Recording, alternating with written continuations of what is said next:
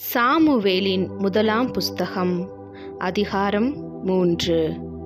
Samuel என்னும் பிள்ளையாண்டான் ஏலிக்கு முன்பாக கர்த்தருக்கு பணிவிடை செய்து கொண்டிருந்தான். அந்நாட்களிலே கர்த்தருடைய வசனம் அபூர்வமாய் இருந்தது. பிரதியாட்சணமான தரிசனம் இருந்ததில்லை. ஒரு நாள் ஏலி தன்னுடைய ஸ்தானத்திலே படுத்து கொண்டிருந்தான். அவன் பார்க்கக்கூடாதபடிக்கு அவனுடைய கண்கள் இருளடைந்திருந்தது. தேவனுடைய பெட்டி இருக்கிற கர்த்தருடைய ஆலயத்தில் தேவனுடைய விளக்கு அணைந்து போகும் முன்னே சாமுவேலும் படுத்து கொண்டிருந்தான். அப்பொழுது கர்த்தர் சாமுவேலை கூப்பிட்டார்.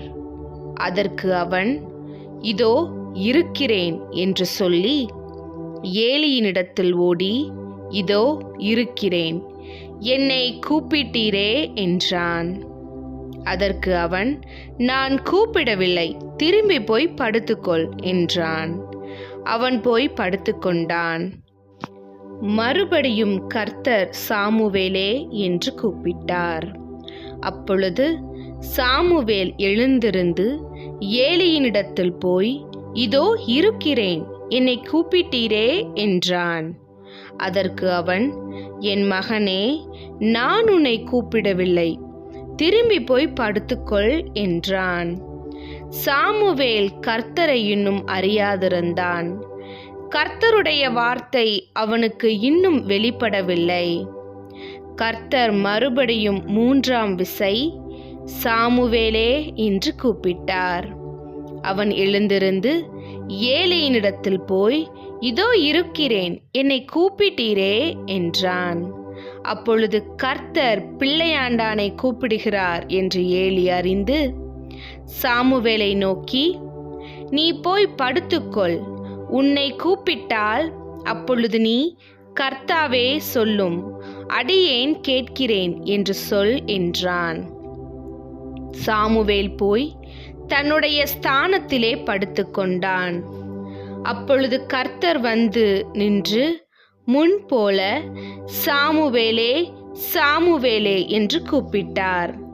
அதற்கு சாமுவேல், சொல்லும், அடியேன் கேட்கிறேன் என்றான். கர்த்தர் சாமுவேலை நோக்கி, இதோ நான் இஸ்ரவேலில் ஒரு காரியத்தை செய்வேன். அதை கேட்கிற ஒவ்வொருவனுடைய 2 காதுகளிலும் அது தொனித்து கொண்டிருக்கும். நான் ஏலியின் குடும்பத்திற்கு விரோதமாக சொன்ன யாவையும் அவன் மேல் அந்நாளிலே வரப்பண்ணுவேன். அதை தொடங்கவும் அதை முடிக்கவும் போகிறேன். அவன் குமாரர் தங்கள் மேல் சாபத்தை வரப்பண்ணுகிறதை அவன் அறிந்திருந்தும் அவர்களை அடக்காமற் போன பாவத்து நிமித்தம் நான் அவன் குடும்பத்துக்கு என்றும் நீங்காத நியாய தீர்ப்பு செய்வேன் என்று அவனுக்கு அறிவித்தேன். அது நிமித்தம் ஏலியின் குடும்பத்தார் செய்த அக்கிரமம் ஒருபோதும் பலியினாலாவது காணிக்கையினாலாவது நிவர்த்தியாவதில்லை என்று ஏலியின் குடும்பத்தை குறித்து ஆணையிட்டிருக்கிறேன் என்றார். சாமுவேல் விடியற்காலம் மட்டும் படுத்திருந்து கர்த்தருடைய ஆலயத்தின் கதவுகளை திறந்தான். சாமுவேல் ஏலிக்கு அந்த தரிசனத்தை அறிவிக்க பயந்தான். ஏலியோ, சாமுவேலே, என் மகனே என்று சாமுவேலை கூப்பிட்டான். அவன், இதோ இருக்கிறேன் என்றான். அப்பொழுது அவன், கர்த்தர் உன்னிடத்தில் சொன்ன காரியம் என்ன? எனக்கு அதை மறைக்க வேண்டாம். அவர் உன்னிடத்தில் சொன்ன சகல காரியத்திலும் யாதொன்றையும் எனக்கு மறைத்தாயானால் தேவன் உனக்கு அதற்கு சரியாகவும் அதற்கு அதிகமாகவும் செய்வாராக என்றான். அப்பொழுது சாமுவேல் ஒன்றையும் அவனுக்கு மறைக்காமல் அந்த காரியங்களை எல்லாம் அவனுக்கு அறிவித்தான். அதற்கு அவன், அவர் கர்த்தர், அவர் தமது பார்வைக்கு நலமானதை செய்வாராக என்றான். சாமுவேல் வளர்ந்தான். கர்த்தர் அவனோடே கூட இருந்தார். அவர் தம்முடைய எல்லா வார்த்தைகளினாலும் ஒன்றை ஆகிலும் தரையில் விழுந்து போக விடவில்லை. சாமுவேல் கர்த்தருடைய தீர்க்கதரிசிதான் என்று தான் முதல் பெயர்சபா மட்டுமுள்ள சகல இஸ்ரவேலருக்கும் விளங்கினது. கர்த்தர் பின்னும் சீலோவிலே தரிசனம் தந்தருளினார். கர்த்தர் சீலோவிலே தம்முடைய வார்த்தையினாலே சாமுவேலுக்கு தம்மை வெளிப்படுத்தினார். அதிகாரம் 4. சாமுவேலின் வார்த்தை இஸ்ரவேலுக்கெல்லாம் வந்தது. இஸ்ரவேலர் பெலிஸ்தியருக்கு விரோதமாய் யுத்தம் செய்ய புறப்பட்டு எபெனேசருக்கு சமீபத்தில் பாளையம் இறங்கினார்கள். பெலிஸ்தியரோ ஆப்பெக்கிலே பாளையம் இறங்கியிருந்தார்கள். பெலிஸ்தியர் இஸ்ரவேலருக்கு விரோதமாய் அணிவகுத்து நின்றார்கள். யுத்தம் அதிகரித்து இஸ்ரவேல் பெலிஸ்தியருக்கு முன்பாக முறியடிக்கப்பட்டார்கள். அவர்கள் சேனையில் போர்க்களத்திலே ஏறக்குறைய 4000 பேர் வெட்டுண்டு போனார்கள். ஜனங்கள் திரும்ப பாளையத்துக்கு வந்தபோது இஸ்ரவேலின் மூப்பரானவர்கள், இன்று கர்த்தர் பெலிஸ்தியருக்கு முன்பாக நம்மை முறியடித்ததென்ன? சீலோவில் இருக்கிற கர்த்தருடைய உடன்படிக்கை பெட்டியை கொண்டு வருவோம், அது நம்மை நம்முடைய பகைஞரின் கைக்கு விலக்கி ரட்சிக்கும்படி நம்முடைய நடுவிலே வரவேண்டியது என்றார்கள்.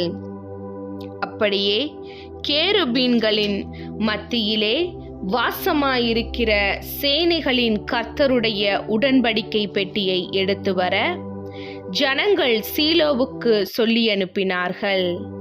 அங்கே ஏலியின் 2 குமாரராகிய ஓப்பினியும் பினகாசும் தேவனுடைய உடன்படிக்கை பெட்டி அண்டையில் இருந்தார்கள். கர்த்தருடைய உடன்படிக்கை பெட்டி பாளையத்திலே வருகிற போது இஸ்ரவேலர் எல்லாரும் பூமி அதிரத்தக்கதாக மகா ஆர்ப்பரிப்பாய் சத்தமிட்டார்கள். அவர்கள் ஆர்ப்பரிக்கிற சத்தத்தை பெலிஸ்தியர் கேட்டபோது, எபிரேயருடைய பாளையத்தில் இந்த மகா ஆர்ப்பரிப்பின் சத்தம் என்ன என்றார்கள். பின்பு கர்த்தரின் பெட்டி பாளையத்தில் வந்தது என்று அறிந்து கொண்டார்கள். தேவன் பாளையத்தில் வந்தார் என்று சொல்லப்பட்டபடியினால் பெலிஸ்தியர் பயந்து, ஐயோ, நமக்கு மோசம் வந்தது, இதுக்கு முன் ஒருபோதும் இப்படி நடக்கவில்லையே, ஐயோ, அந்த மகத்துவமான தேவர்களின் கைக்கு நம்மை தப்புவிப்பவர் யார்? எகிப்தியரை சகலவித வாதைகளினாலும் வனாந்தரத்திலே அடித்த தேவர்கள் இவர்கள்தானே. பெலிஸ்தியரே, திடன் கொண்டு புருஷரை போல நடந்து கொள்ளுங்கள்.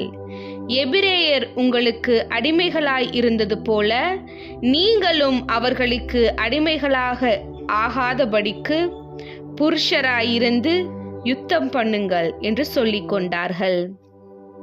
அப்பொழுது பெலிஸ்தியர் யுத்தம் பண்ணினார்கள். இஸ்ரவேலர் முறிந்து அவரவர் தங்கள் கூடாரங்களுக்கு ஓடி போனார்கள். மகா பெரிய சங்காரம் உண்டாயிற்று. இஸ்ரவேலிலே 30,000 காலாட்கள் விழுந்தார்கள். தேவனுடைய பெட்டி பிடிக்கப்பட்டது. ஏலியின் 2 குமாரராகிய ஓப்பினியும் பினகாசும் மாண்டார்கள். பென்யமீன் கோத்திரத்தானாகிய ஒருவன் படையிலிருந்து ஓடி தன் வஸ்திரங்களை கிழித்து தன் தலையின் மேல் புழுதியை வாரி போட்டுக்கொண்டு அன்றைய தினமே சீலோவுக்கு வந்தான். அவன் வந்தபோது ஏலி ஒரு ஆசனத்தின் மேல் உட்கார்ந்து வழியை பார்த்து கொண்டிருந்தான். தேவனுடைய பெட்டிக்காக அவன் இருதயம் தத்தளித்து கொண்டிருந்தது. ஊரிலே செய்தியை அறிவிக்க வந்த அந்த மனுஷன் வந்தபோது ஊரெங்கும் புலம்பல் உண்டாயிற்று. புலம்புகிற இந்த சத்தத்தை ஏலி கேட்டபோது, இந்த அமளியின் இரைச்சல் என்ன என்று கேட்டான். அப்பொழுது அந்த மனுஷன் தீவிரித்து வந்து ஏலிக்கு அறிவித்தான். ஏலி 98 வயதுள்ளவனாய் இருந்தான். அவன் பார்க்க கூடாதபடிக்கு அவன் கண்கள் மங்கலாயிருந்தது. அந்த மனுஷன் ஏலியை பார்த்து, படையிலிருந்து வந்தவன் நான் தான். இன்றுதான் படையிலிருந்து ஓடி வந்தேன் என்றான். அப்பொழுது அவன், என் மகனே, நடந்த காரியம் என்ன என கேட்டான். செய்தி கொண்டு வந்தவன் பிரதியுத்தரமாக, இஸ்ரவேலர் பெலிஸ்தியருக்கு முன்பாக முறிந்தோடி போனார்கள். ஜனங்களுக்குள்ளே பெரிய சங்காரம் உண்டாயிற்று. உம்முடைய குமாரராகிய ஓபினி பினகாஸ் என்னும் இருவரும் இறந்து போனார்கள். தேவனுடைய பெட்டியும் பிடிபட்டு போயிற்று என்றான். அவன் தேவனுடைய பெட்டியை குறித்து சொன்னவுடனே ஏலி ஆசனத்திலிருந்து வாசலின் பக்கமாய் மல்லாக்க விழுந்தான். அவன் கிழவனும் தூளித்தவனுமாய் இருந்தபடியால் அவன் பிடரி முறிந்து செத்துப்போனான். அவன் இஸ்ரவேலை 40 வருஷம் நியாயம் விசாரித்தான். பினகாசின் மனைவியாகிய அவள் மருமகள் நிறை கர்ப்பிணியாயிருந்தாள். அவள் தேவனுடைய பெட்டி பிடிபட்ட செய்தியையும் தன் மாமனும் தன் புருஷனும் இறந்து போனதையும் கேள்விப்பட்ட போது அவள் கர்ப்ப வேதனைப்பட்டு குனிந்து பிரசவித்தாள். அவள் சாக போகிற நேரத்தில் அவள் அண்டையிலே நின்ற ஸ்திரீகள், நீ பயப்படாதே, ஆண் பிள்ளையை பெற்றாய் என்றார்கள். அவளோ அதற்கு ஒன்றும் சொல்லவில்லை, அதில் மேல் சிந்தையும் வைக்கவில்லை. தேவனுடைய பெட்டி பிடிபட்டு அவளுடைய மாமனும் அவளுடைய புருஷனும் இறந்து போனபடியினால் அவள் மகிமை இஸ்ரவேலை விட்டு போயிற்று என்று சொல்லி அந்த பிள்ளைக்கு இக்கபோத் என்று பெயரிட்டாள். தேவனுடைய பெட்டி பிடிபட்டு போனபடியினால் மகிமை இஸ்ரவேலை விட்டு விலகி போயிற்று என்றாள்.